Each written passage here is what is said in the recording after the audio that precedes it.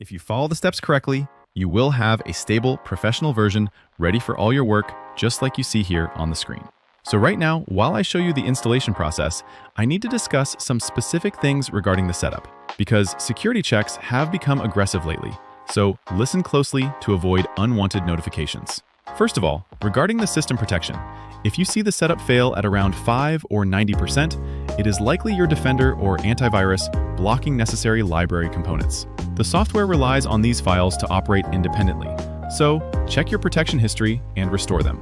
Otherwise, it won't open. Secondly, let's talk about the internet connection. There is a background process designed to scan for external validation, even after a successful install. If you leave your internet on and don't block the executable in your firewall, you might eventually get a pop-up locking you out. Usually, there is a short grace period before it stops working.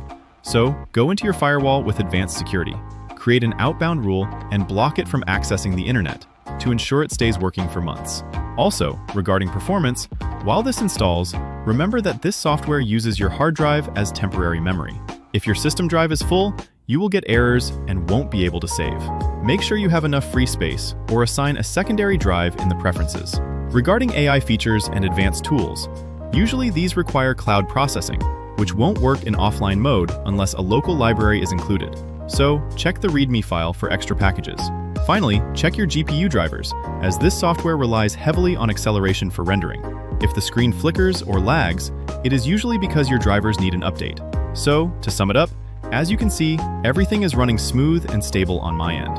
I have blocked it in the firewall and verified the drive space. If you experience any issues, or it simply does not launch, go back and double-check the steps mentioned earlier, specifically regarding the security tools. Thanks for watching, and enjoy using the software.